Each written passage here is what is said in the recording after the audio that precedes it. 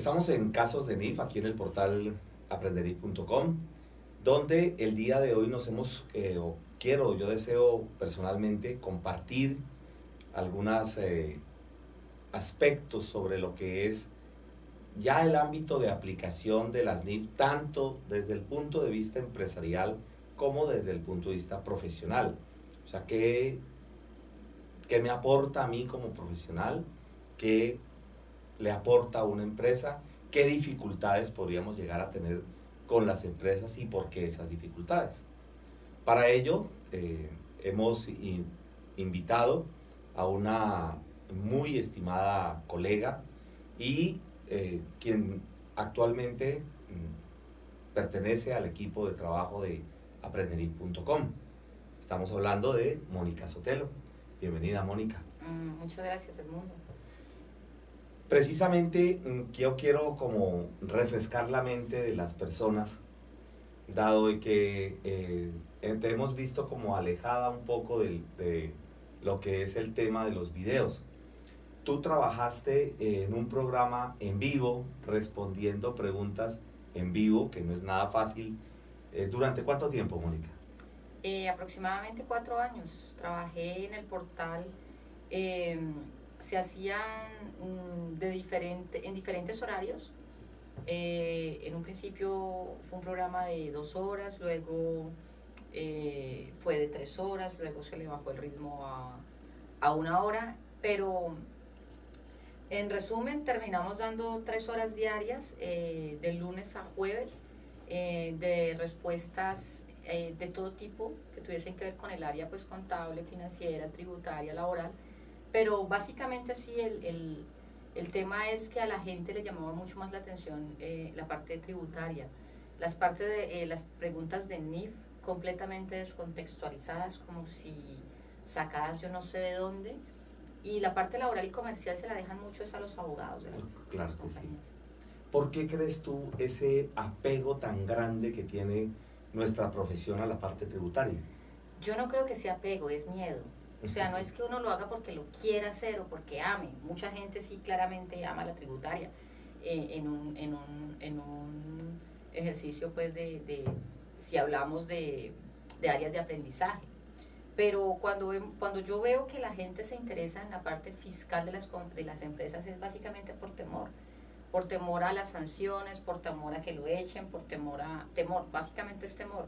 Es porque a los empresarios es lo único que les importa. Y es también el estrés que genera la parte tributaria, ¿no? Claro. Porque la parte tributaria en sí, por lo menos a mí profesionalmente, no hay nada más que me estrese a mí que presentar una declaración. No firma, o el archivo no sube, o uno quiere pagar y no el portal no lo deja. Entonces todo este tipo de cosas generan cierto grado de estrés, y obviamente el estrés es porque si no cala, tengo una sanción. Y en eso tienes razón. Sí, claro, es básicamente eso. Y además de que uno podría decir que como todo buen colombiano deja las cosas para lo último. Pero en ocasiones es tanta la carga que tenemos ya a nivel contable, porque desafortunadamente nos hemos vuelto operativos. En las empresas piensan que el contador es el que va a digitar, y desafortunadamente nosotros cometemos el error de caer en ese rol que nos asignan y no tomamos la contabilidad con la importancia que realmente debe darle a la compañía por los informes, ¿sí? Porque definitivamente yo pienso que dejamos que el gerente decida qué va a decir en el informe o qué no, y no es algo como realmente debe ser y como lo que nosotros hemos aprendido. En esa parte tú has tenido también no solamente la experiencia como profesional, sino también la experiencia docente con distintos grados de semestre. Tú en la parte, ¿cómo ves el futuro de los estudiantes con relación a eso? En la parte, digamos, ellos también tienen esa tendencia tributaria, o tienen también como una especie de yo espero a ver qué pasa con el medio cuando me gradúe. ¿Cómo has visto esa parte? Desafortunadamente para los estudiantes actuales y los que vienen estudiando contaduría hace unos 2009 para acá, yo los veo muy mal manejados. Es decir, sabemos que vienen, por ejemplo, temas como las NIF, ¿sí? Y definitivamente los docentes no están capacitados para dictar temas como las NIF. Y llegan a confundir al estudiante. La deserción estudiantil podría decir que es bastante grande en este momento para las universidades a nivel en la contabilidad. O pasa como me ha pasado y conozco a varios que terminan, pero que no son capaces de ejercer porque no les da el conocimiento. Y eso viene definitivamente desde el mismo momento en el que el docente elabora su cátedra. Porque si el docente no lo tiene claro, pues no va a poder transmitir conocimientos claros.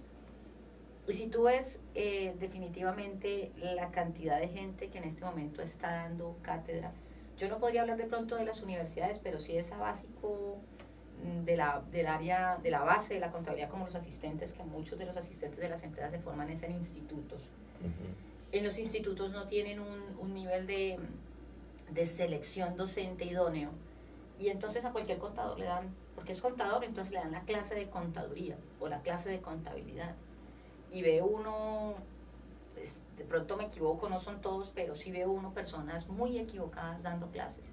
Sobre todo cuando se entrevistan las personas, y a mí me ha pasado cuando se entrevistan personas para el cargo de auxiliar contable, que muchas veces le va a uno mejor con los empíricos, con los que se han formado en las empresas, que los que uno contrata de pronto de recién egresados a nivel de eso, ¿no? De auxiliares contables. Es correcto. Y también depende mucho de dónde se estén formando, como te digo.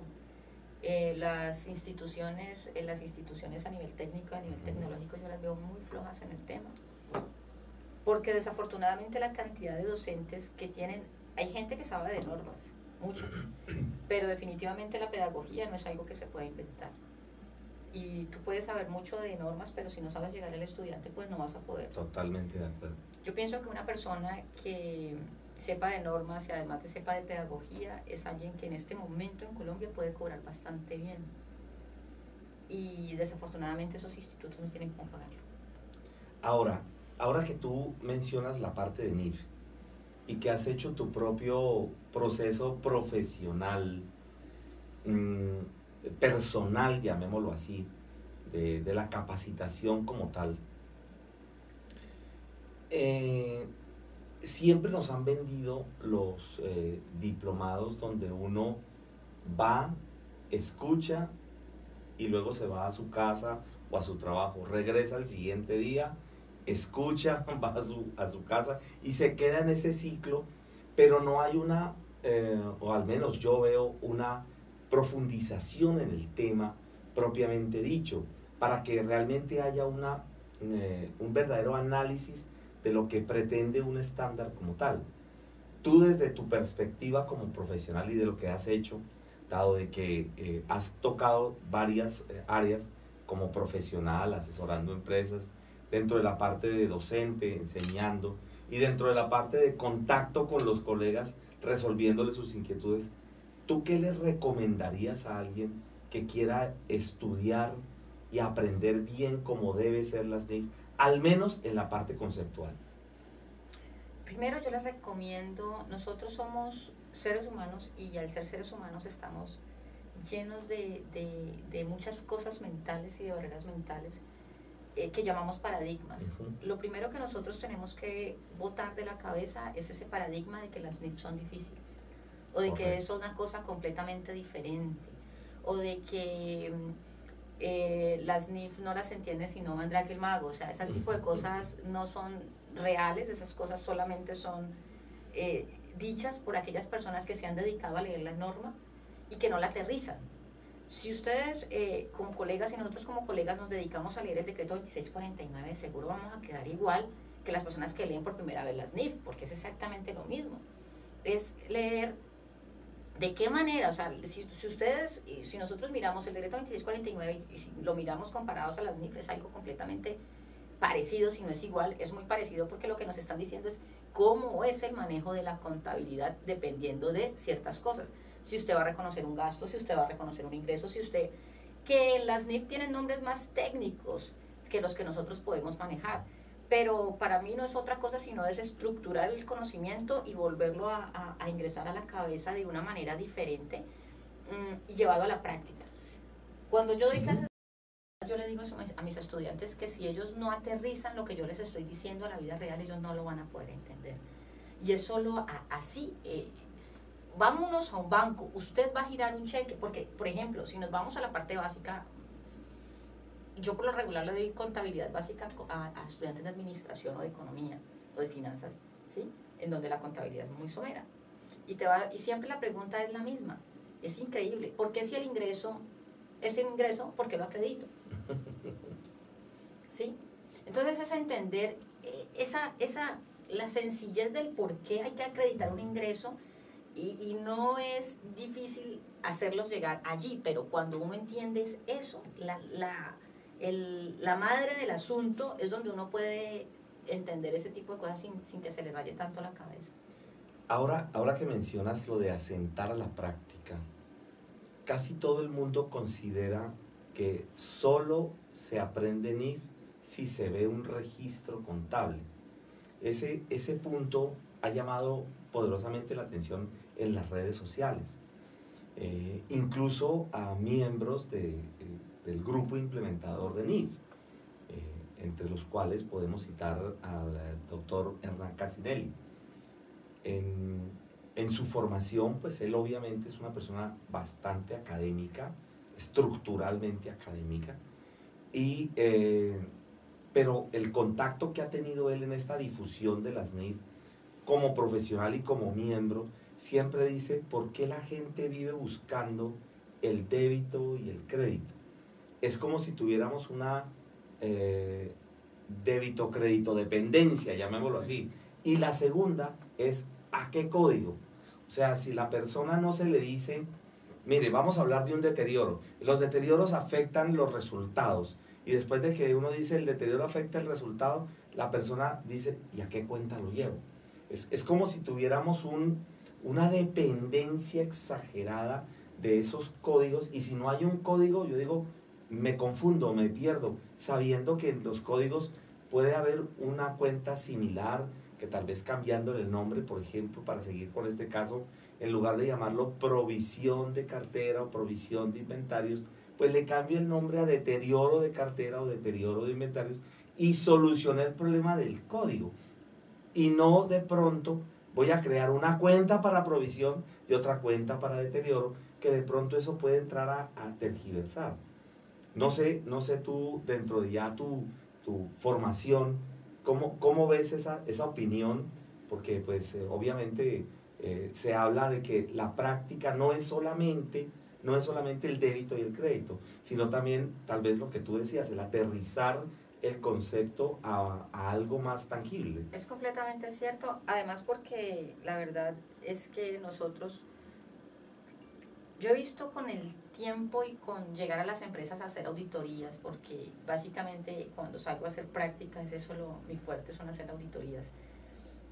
Y me choco mucho con la parte práctica de los contadores, que me queda como, en muchas ocasiones me quedo como pensando qué fue lo que pasó aquí, o sea, cómo una persona con este error tan grande puede graduarse de una universidad tan prestigiosa como tal, ¿sí? Y yo no le echo la culpa a otra cosa más que a la mecanización de la contabilidad. Yo veo que los contadores de la JET, a los que conocimos esas columnas, esas hojas de columnarias de 18, de 32, somos más aterrizados en la parte conceptual y básica de la contabilidad, y son a los que no nos meten la mano, los dedos a la boca, perdón, porque nosotros sabemos de dónde viene. Mientras que si tú lo ves ahora, hoy por hoy, tú vas a ver quiénes son los auxiliares contables de las empresas. Los auxiliares contables están estudiando contaduría, les llegan a explicar contaduría, sí. Muchas veces, como te digo, la pedagogía no es, y uno pasa así como, porque sí. Y realmente llegan a las empresas a hacer su práctica con un software que los lleva de la mano. Entonces, si van a hacer un recibo de caja, ya. O sea, simple y llanamente dele enter aquí, dele R, dele 1, R1 porque es por en efectivo, y R2 por decir algo es en tarjeta de crédito. R1, aquí eso es facilísimo, pues cualquier persona sabe que tiene que darle 1 o 2 dependiendo de, ¿sí? Y el consecutivo se lo marca el mismo software. dele enter. La cuenta la que la va a debitar, se la va a marcar el mismo software porque sabe que es un recibo de caja. Está predefinida. Sí. Entonces dele el NIT. Ahora dele el otro registro, ya sabe inmediatamente cuál banco. 1, 2, 3, 4, 5, 1, 2, 3, se fue. ¿Tú crees que saben de base? No. Inmediatamente, yo tengo un dicho, eso es como a la tonta le cambian la falda y ya no saben cuál es la tonta, ¿sí? Entonces el momento en el que ya no es un recibo de caja porque el cliente pagó, sino que es un anticipo, ¿sí? Que también es un ingreso al banco, ya no saben cómo registrarlo, ¿sí? Y entonces ahí es donde uno ve, porque lo he visto, anticipos recibidos acreditando una 13. Wow. Sí, yo llegué una vez a una empresa a hacer una auditoría y cuando empiezo a sacar yo pido el listado de los anticipos porque me pareció, saco un balance de prueba y los anticipos recibidos, entregados están en crédito. Está en crédito y entonces digo, ¿cómo así? Entonces están legalizando más de lo que reciben, muestren. Venga, ¿qué contabilizan aquí? No, es que cuando a mí me vienen y me pagan de anticipo, entonces, y se queda uno, perdón, ¿usted hace cuántos años es graduado? Y además haciendo la contabilidad de esa misma empresa 7 años con el mismo error. ¿Por qué? Porque primero el auditor que le iba a hacer la auditoría, pues era tampoco como que revisaba nada a fondo. O solamente la parte de impuestos, o se limita a la parte de impuestos. Podría ser. Y la segunda es que ella viendo una partida del activo, no había caído en cuenta que estaba mala. ¿Por qué? Porque para ella anticipo era anticipo. Y a ella le habían dicho que los anticipos registraban el AR. Y como tenía que debitar, allí. ¿Tú crees entonces que ese tipo de mecanizaciones, cuando uno pasa un estándar, entre otras cosas, en mi concepto mal vendido, como comparto contigo, frente a lo que ha ocurrido en el tema, llamémoslo, comercial de las NIF, el hecho de que esto es difícil, solamente lo va a entender determinado grupo de personas, usted va a tener que necesitar un apoyo siempre, y todas esas, llamémoslo, asesor dependiente de aquellos que de alguna manera tienen cierto grado de que han logrado avanzar un poco más en NIF, pero aquellos que van recién aprendiendo y que van, ¿y esto sí se hace? ¿No se hace? Por ejemplo, recuerdo en una implementación, cuando comentábamos y estábamos haciendo el chequeo de las cuentas, hicimos 4 ajustes en una empresa. En otras hemos hecho muchos más, pero me causó curiosidad que en esta empresa solo hubo la necesidad de hacer 4 ajustes. La persona que obviamente estaba liderando el proceso me dice, ¿y por qué no hay más ajustes? Como diciendo, estoy mal. Algo está pasando. Y entonces mi respuesta era, pero es que tú no tocas más temas. Es como si uno tuviera una grandísima partitura y solamente coge un pedacito de las cosas que necesita, y creo que tal vez allí es donde está ese gran problema de que le venden a uno un gran monstruo, una caja negra, que cuando uno se enfrenta a esa caja negra dice, ¿yo cuándo voy a saber todo esto? ¿En qué momento voy a estudiar todo eso? Sabiendo de que pues eso es lo que comprende un conjunto grandísimo de situaciones, pero que puede ser que la empresa donde yo estoy pues solamente va a tener algo muy poco y las cosas complejas no las tiene. Sí, es claro, es que nos queremos meter a la cabeza todo. Es como nosotros hoy como contadores querer saber todo lo que maneja una multinacional. Nosotros no sabemos, yo por ejemplo en mi experiencia como contadora, como auditora, sé de lo que me ha tocado, ¿sí? Y conozco ciertas áreas de negocio porque me ha tocado. Y cuando sale una nueva, pues entonces pues aperturo ese conocimiento. Es todo, es focalizarse, si tú estás en un área de negocios de tal, pues mirar en dónde sufren los impactos, en dónde las NIC te tocan y estudiar esa parte y tenerla clara, no querer saber de todo porque de todo no se puede saber. Y en eso viene también la especialidad, ¿no? Hay personas que son muy fuertes, por ejemplo en el sector hotelero, o puede ser muy fuerte en el sector de la construcción. Estoy hablando de contadores porque manejan el detalle, claro, la minucia, lo manejan muy bien. ¿Para qué el contador de una constructora va a querer aprender muy bien acerca de activos biológicos? O sea, sí es cierto que hace parte de las NIF, sí, pero las necesita, no. Si mañana más tarde se va a trabajar una empresa con activos, pues entonces vuelvas experto en esa sección de activos biológicos. Para mí es como es cuestión de practicidad, es cuestión de que tú como contador de una empresa de construcción, o vuelvo y retomo esa área, en este momento no estás sabiendo nada más, ¿sí? Estás especializado en eso. Y si te preguntan de otra área, vas a tener que ir a ¿qué? A leer, a buscar. No tienes por qué, y a recordar un poquito, sí, sepas que existen ciertos cambios y que en el momento en el que te toque hacerlo los vas a tener que aplicar. Pero no tienes que tenerlo todo en la cabeza, porque si no, no lo van a lograr. Bueno, o no lo vamos a lograr. En este momento vamos a hacer entonces una pausa y al regresar vamos a establecer una especie de posibles soluciones en medio de esta situación en la que estamos envueltos.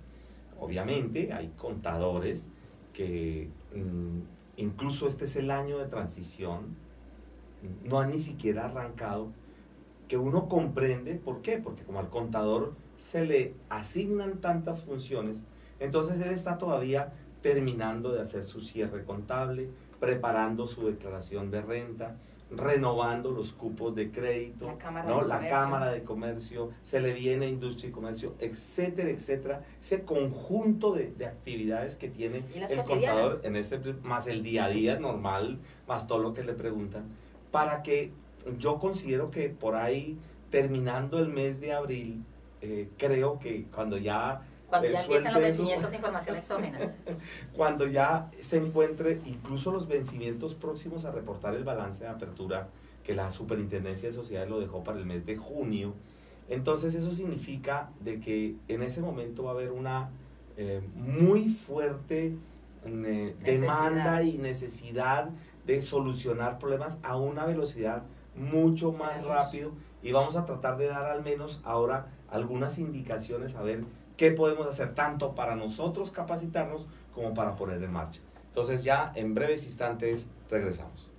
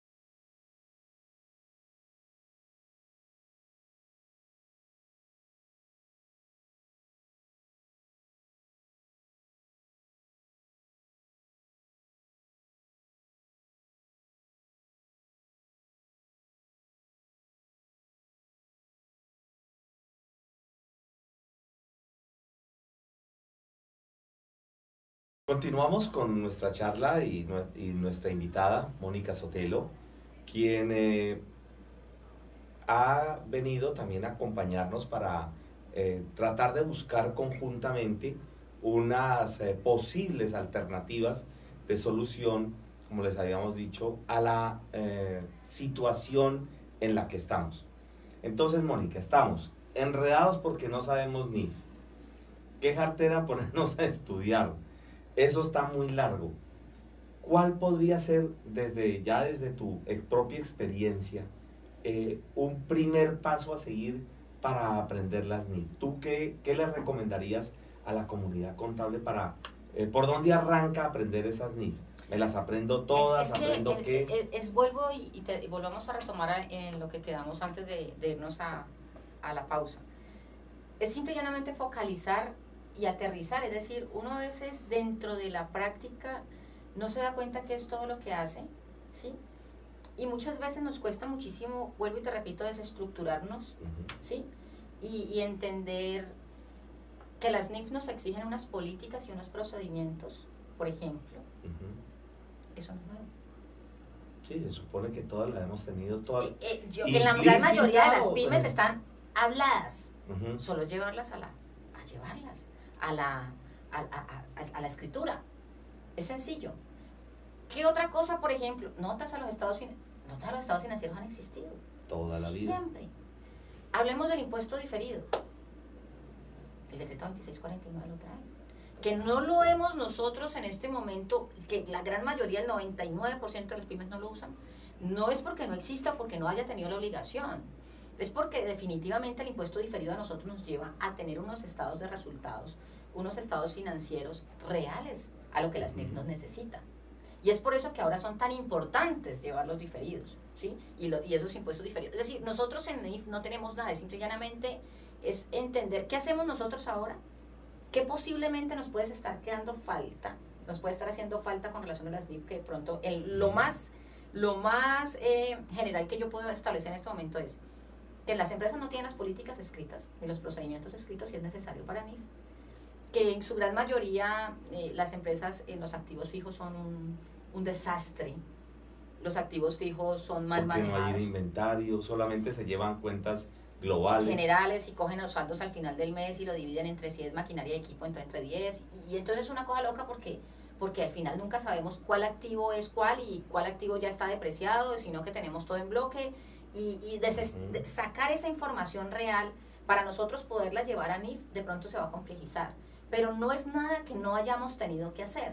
O sea que si quisiéramos sacar digamos, algún tópico inicial, podría ser primero escoger únicamente las secciones de las NIF, en este caso la NIF para pyme, que realmente necesita mi empresa. Claro. Para, digamos, como prioridad frente a todas las que maneja el estándar. Como lo que tú llamas impactos, ¿no? Es decir, en dónde las NIF impactan lo que yo hago en mi cotidianidad. Entonces miramos la sección 1, miramos la sección, si llegamos a la sección de activos biológicos, pues entonces pues es importante que en algún momento la leas, es importante que en algún momento te pruebes, pero no es la que vas a manejar al dedillo como vas a manejar la de construcción si esa es tu área, ¿sí? O la de servicios, ¿sí? O los inventarios, que eso es recurrente en todos, y es por eso que quizás a la gente le cuesta un poco de dificultad. Además, la falta de preparación de los software y la falta del entender, vuelvo y repito, de la gente de qué es lo que estoy haciendo. Cuando nosotros cogemos la contabilidad y entendemos el por qué y el qué hacer, entendemos que es verdad. Por ejemplo, en inventarios es muy común que nosotros en las compras nacionales, no en las importaciones, en las nacionales, el costo del inventario es el costo del producto, para de contar. Las NIF nos dicen que no, que el costo del producto más el transporte, más esto, más aquello, más no sé qué, más no sé qué, más no sé qué, más no sé qué. Y los software no están preparados para nosotros poderle dar a un producto un valor pro rata, incluyendo todos estos costos.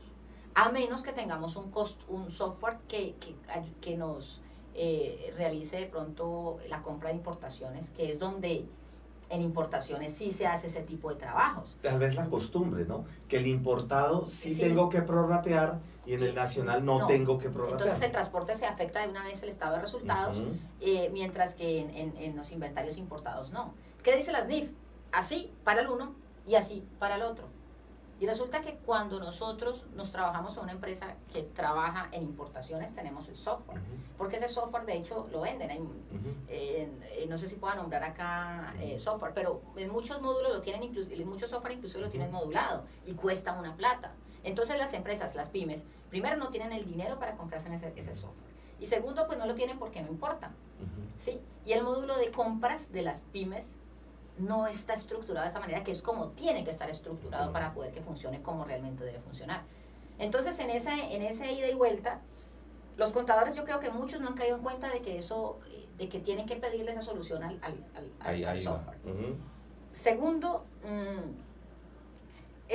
vuelvo y te repito, cuando nosotros, y con esto reafirmo lo que digo, es decir, cuando nosotros vamos a la cotidianidad decimos, bueno, entonces ahorita cómo voy a registrar la compra, pero aquí ya no, es ahí donde uno va entendiendo que las NIF no son otra cosa diferente a hacer las cosas bien, porque nosotros con el 2649 utilizábamos la ley de Charles. Sí, y entonces nosotros cogíamos los diferidos y también de la misma manera como cogíamos y depreciábamos, entonces también amortizábamos los diferidos. Y todo, solo un valor y uno dividido, llegaba y yo me acuerdo de un tributario que decía, ay, ¿necesitas gastos? Sí, necesito bajar impuestos. Coja toda esa propiedad, planta, equipo y depréciela. Ya, depréciela, todo, se quedó en cero. ¿Verdad? Sí, depréciela. Y entonces, ¿realmente afecta la situación financiera de la compañía un registro como eso? Sí. ¿Y qué pasa con la parte tributaria? Arreglada. En ese punto, en ese distanciamiento que hay, digamos, entre el objetivo financiero, porque cuando se necesitan cupos en los bancos, los propietarios piden la mejor forma de estructurar o de presentar la empresa, que ojalá tenga los activos lo más grande, que el endeudamiento sea el más bajo y que la rentabilidad sea lo más alta posible.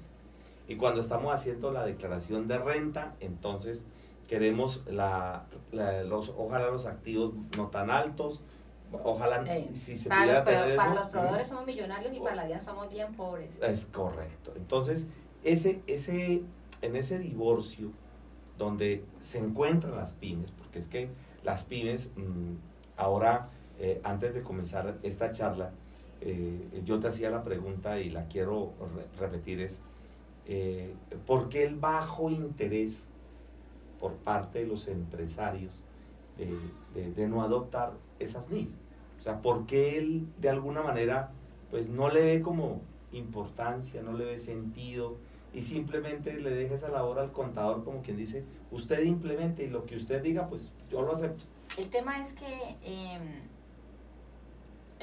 que a nosotros el Estado colombiano nos ha puesto en un lugar muy incómodo dentro de las compañías. Uh-huh. Porque nosotros somos algo costoso uh-huh. que el cliente no quiere ver.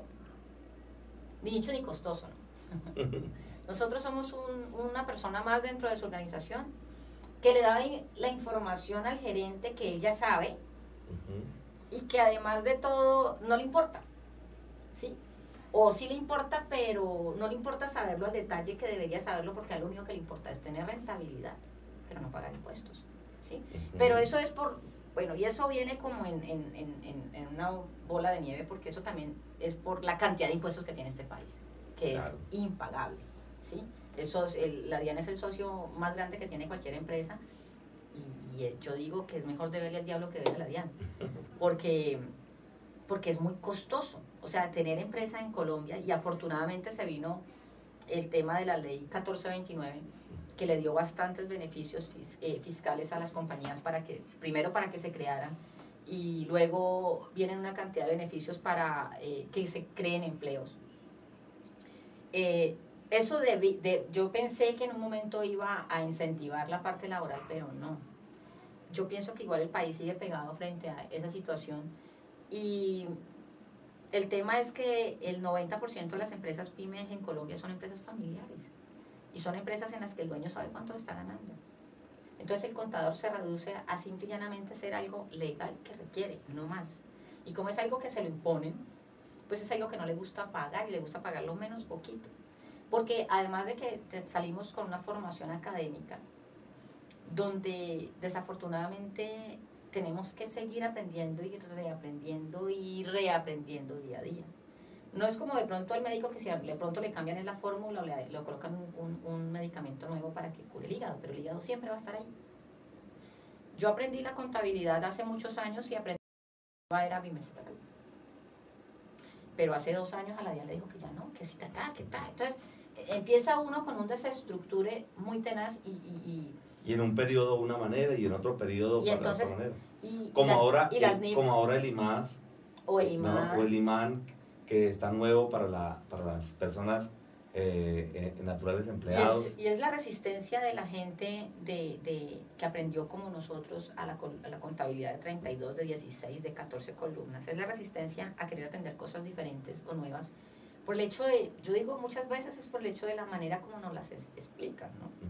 Entonces la gente habla de importe, sí, de una cantidad de términos que la gente no entiende, ¿sí? Y si la gente no entiende, la gente le resta importancia. Entonces yo pienso que es una manera de enseñar bastante aburrida, en donde se han limitado muchos diplomados a querer solo recibir dinero, en donde no piensan en qué es lo que la gente necesita aprender, sino cuánta plata necesito yo para vivir estos 2 o 3 meses, y lo que les dan es la misma repetición de la repetidera a las personas. Entonces, primero, pues el descontento de la gente para dar más en las empresas ha hecho que el empresario también pues caiga en esa misma rutina. Yo pienso que una cosa lleva a la otra, y la otra a la una, y entonces eso ha sido como un tira y afloje. Entonces el empresario no le dé el valor al contador, y el contador no le dé el valor a darle más información al empresario, y entonces se vuelve que esto es un gasto obligatorio, porque me tocó igual que la revisoría fiscal, no les dan el valor que tienen en las compañías. Y, por ejemplo, yo conozco muchos gerentes en las empresas donde sin pasarle al estado financiero ya sabe cuánto ganó. O que apenas se lo pasan, dicen, aquí debe haber un error. Yo no debo esto, o aquí esta no fue mi utilidad. Y se va uno a revisarlo y efectivamente faltaba o sobraba algo. Entonces ahí es donde uno como asesor debe entrar a mostrarle al gerente que la contabilidad es más que una cifra en un estado de resultados. Porque es más, yo conozco colegas que les dicen, venga, y si yo me gané estos 200 millones de pesos este año, ¿dónde están? Y el colega ahí queda como, ¿y sí? ¿Y dónde están? Y se quedó pensando, y entonces y ahí es donde el gerente dice, esta información ¿para qué me sirve? ¿Sí? Y es cuando al colega se le olvida que existe el estado de flujo de efectivo. Y con ese estado de flujo efectivo, que para mí es lo que refleja la verdad verdadera de una empresa, le dice a usted dónde están. Es que usted se ganó estos 500, estos 200 millones, pero mire que es que usted debía en inventarios el año pasado tanto y ahora debe tanto menos. Ese dinerito aportó para este valor. Y además esto y además aquello. Y ese estado de flujo efectivo, cuando uno se lo explica al empresario, el empresario sí le ve el valor. Y entonces pasamos ya de ser los contadores digitadores a ser los contadores financieros, que es para donde las NIF nos quieren encaminar, que es bastante importante. Ahora que mencionas tú precisamente eso, donde hablamos de la parte financiera, el contador, por llamémosle ese apego a la parte tributaria o esa obligación tributaria, mejor, a esa parte tributaria, ha descuidado lo financiero. Entonces, normalmente tiene falencias en la parte financiera. Posiblemente es muy bueno para conocer cuándo hace retenciones, cuándo no las hace, o de pronto saber qué cosas debe hacer para optimizar la parte tributaria. Pero cuando llega a un efecto financiero, por ejemplo, lo que tú manifestabas en la parte de lo que es el flujo de efectivo, situación que comparto contigo, en el flujo de efectivo, la persona a veces dice, a mí no me cuadra el flujo, o sea, tengo las cifras, yo tengo descuadrado el flujo de efectivo y no sé por qué no lo logro cuadrar.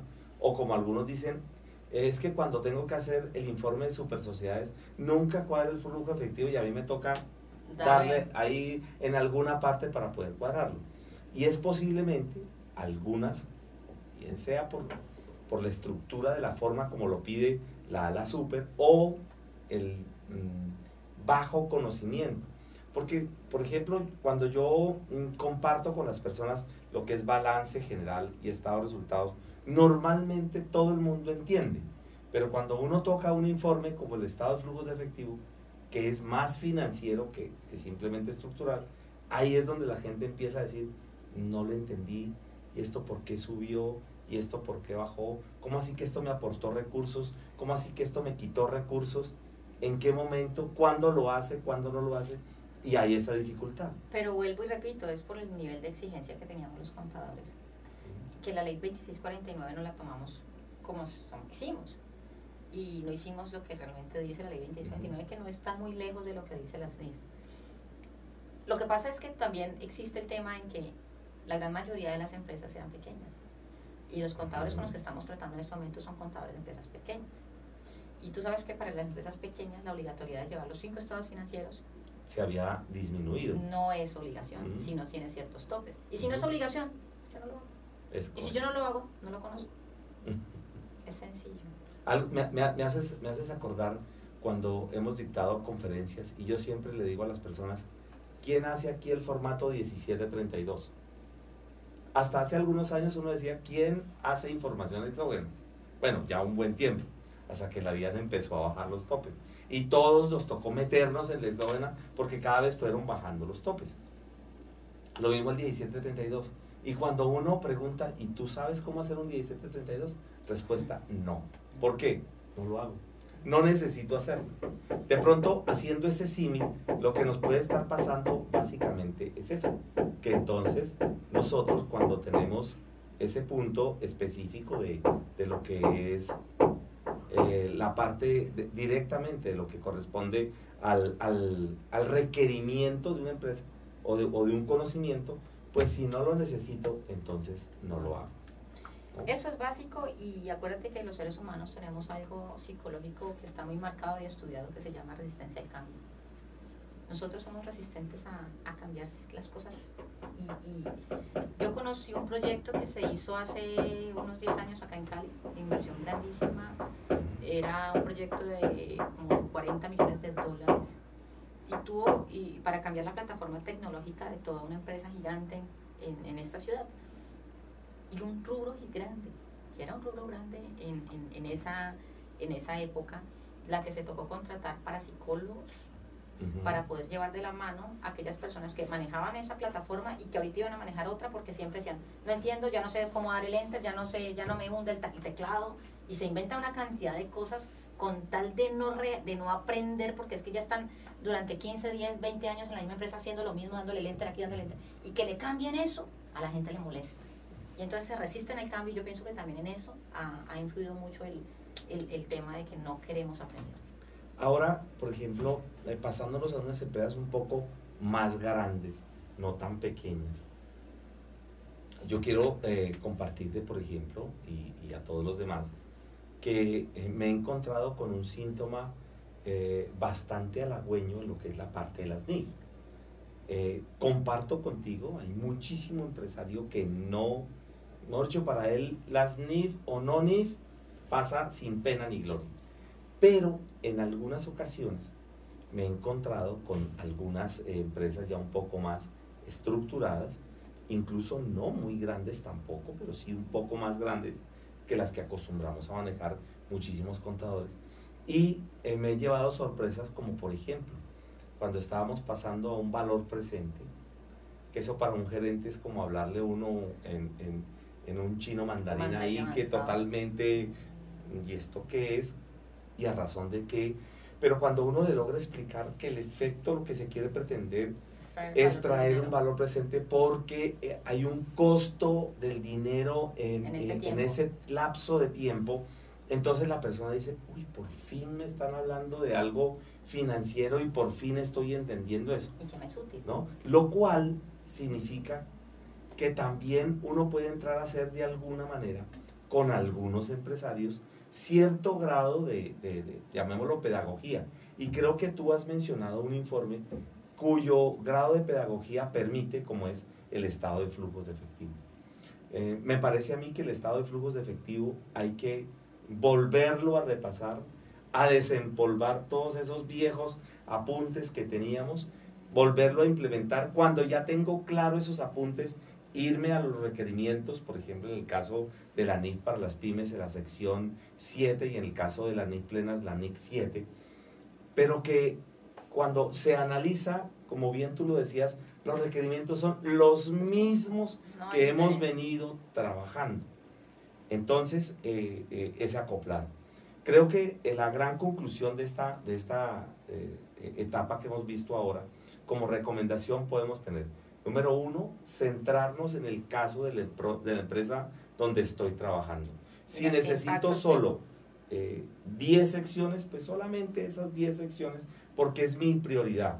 Después miraré si amplío mi conocimiento a otras áreas, ¿no? En una ocasión mencionaba con alguien que me decía, oiga, no he podido terminar de entender la sección 9 de consolidación. Entonces la pregunta lógica mía es, ¿tú? Digo, no. ¿Para qué? Entonces, en este momento no es tu prioridad. Lo puedes dejar para otro espacio donde tú quieras ahondar en ese tema. Y es porque de pronto al construir las capacitaciones se construyen de manera general, ¿no? Y no de manera puntual a los casos de la empresa. O distinto es cuando uno necesita pasar un diplomado para poder graduarse, que tiene que verlas todas, o como lo que nosotros estamos ofreciendo en el portal, que es la certificación, donde tengo que de todas maneras hacer todas las secciones porque el examen incluye todos los temas, que son objetivos distintos, ¿no? Es correcto, que son objetivos distintos. Una cosa es lo que necesita la empresa y qué temas debo abordar allí, y otra cosa es lo que yo debo saber como profesional para poder demostrar mi idoneidad en diferentes ámbitos, ¿no? Que también eso hay que entenderlo. Entonces hay que ubicarse en ese punto. Con relación a lo que tú mencionabas, y me parece importante destacar, lo del contador cuando se acerca a entregar unos informes, que el empresario ya conoce o intuye, llamémoslo por ahora, intuye la rentabilidad. La curiosidad que siempre le deja al contador es que cuando él dice, aquí esto no me parece razonable, aquí debe haber algo malo, normalmente es así, pasa algo. Puede ser que incluso los mismos procesos de la empresa están inadecuados y hace que el contador no esté al tanto, pues por obvias razones, del 100% de todas las operaciones, máxime si el contador es un asesor externo, ¿no? Para finalizar esta parte, quiero colocar un punto que he encontrado últimamente, y es que las empresas se han centrado en el balance de apertura, y del resto, todo eso todavía no, el balance de apertura, y han descuidado las operaciones diarias, o sea, el día a día. Yo siempre le hago a las personas la comparación de que eso es como cuando uno cambia de año, que cuando uno cambia de año, en este caso cambiamos de 2014 a 2015, estamos haciendo todo, absolutamente todo, lo del año, pero simultáneamente estoy terminando de conciliar las cuentas del 2014. Lo cual quiere decir que estoy entre el 2015 y me devuelvo, 2015 y me devuelvo. Eso mismo se le ha sugerido a las personas que piensen allí. Sin embargo, lamentablemente, el desconocimiento, la falta de ahondar en algunos temas, las personas han contratado algunos servicios para que hagan el balance de apertura. La persona terminará el balance de apertura en el mes de, ponle, abril o mayo, y terminó el balance de apertura, y en ese momento, como les digo yo, tendrá usted un atraso de 4, 5, 6 o N meses en NIF y lo ha perdido. Retomo un punto tuyo al principio de nuestra charla. Las operaciones, pues obviamente no van a ser distintas, pero pueden haber cierto grado de diferencias que pueda llegar a influir en los resultados, posiblemente porque en NIF los descuentos de compras ya no van al ingreso, sino que va al inventario y así sucesivamente. Esos grados de diferencias entre una normativa y otra son solamente financieros. No, es simple y llanamente entender en qué momento una transacción a mí me impacta financieramente la compañía, un atraso en la cartera, un deterioro en el inventario. Cuando son cosas que yo contaba con el dinero aquí y que o no me va a llegar en el tiempo en el que yo lo pensé, o no me llegó en el tiempo en el que yo lo pensé, o no en la cantidad en el que yo la pensé, son juicios que yo como contador financieramente puedo tener y que debo tener. Nosotros antes simple y llanamente ingresábamos la transacción de la cuenta por cobrar y no teníamos en cuenta que si no nos pagaban a tiempo, pues entonces ese valor que íbamos a recuperar en el tiempo en el que lo íbamos a recuperar, pues ya no nos va a servir para comprar o para pagar lo mismo que íbamos a comprar en el tiempo en el que debíamos de haberlo recibido. Cuando uno entiende ese tipo de cosas a nivel financiero, uno está entendiendo NIF. Y mira que ese efecto, ese análisis que estás haciendo es tanto para el balance de apertura como para las transacciones diarias. Exacto, entonces es entender, no llevar las cosas de contabilidad tan a lo básico como estamos acostumbrados ahorita. Sí, una cuenta por cobrar contra un ingreso, sí, pero si no me lo pagaron el que es, no, es que yo lo provisiono. No es solamente la necesidad de provisionar, además porque provisionamos con unos porcentajes que nos da la DIAN, ¿sí? Que no son los porcentajes realmente financieros, sino tributarios. Entonces tenemos una cantidad de diferencias y de cosas que no tenemos en cuenta nosotros en el momento de registrar las transacciones en el hoy. Pero que si nos vamos a la cotidianidad y a lo que yo te decía, al aterrizaje de la situación, uno se da cuenta que sí es absolutamente necesario para poder llevar los estados financieros a la realidad. Entonces, eso me hace acordar, por ejemplo, los intereses presuntos, que nos tocó que hacerlos fiscalmente, para que la DIAN los hizo fiscalmente para que pudiesen ser contables, porque la gente no los tenía. Si yo le prestaba en vez de repartir dividendos, les hacía préstamos. Y ahí se quedaban por sécula seculorum. Ahí se quedaban por siempre. ¿Sí? Y luego cruzaba con cualquier otra cosa y ya. Y entonces ahora nos pone a plantear, si yo tengo esa cuenta por cobrar ahí para el cliente, para el socio, y es por sécula seculorum, algún ingreso me tiene que dar. Porque esa plata, cuando yo la vaya a cobrar, ya no me va a dar lo mismo, por ejemplo. Y ya no es equivalente. Entonces, mira que precisamente ese punto que tú mencionabas de eso, hace que una entidad se obligue a replantear su estructura financiera. Por ejemplo, si tributariamente la exigencia es de un 4% o 5%, lo que esté más o menos alrededor de esas cifras, que hoy en día se trata de ubicar estrictamente ese valor y no más. Pasamos del no registrarlo, que cuando sale una norma tributaria decimos, entonces ahora sí hay que registrarlo, porque si no puedo llegar a tener inconvenientes de uno o el otro lado, llamémoslo de esos intereses, que de todas maneras me toca tenerlos en cuenta. Claro. Contabilícelos o no, los debo tener en cuenta. Entonces termino diciendo, pues si me toca tenerlos en cuenta, pues de una vez los reconozco.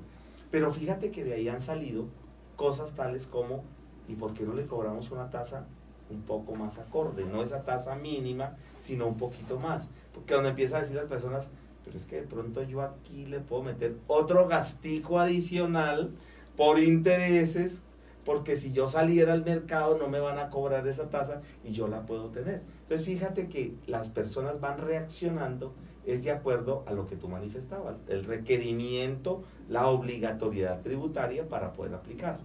Cuando llega una norma como las NIF, que hace o menciona, estructura algo similar, yo lo veo como desarticulado claro. de la realidad y decimos, pero yo ¿por qué tengo que cobrar intereses si yo no los voy a cobrar? Dice, pero si así no los cobre, hay una obligatoriedad desde el punto de vista tributario, ¿no? Claro.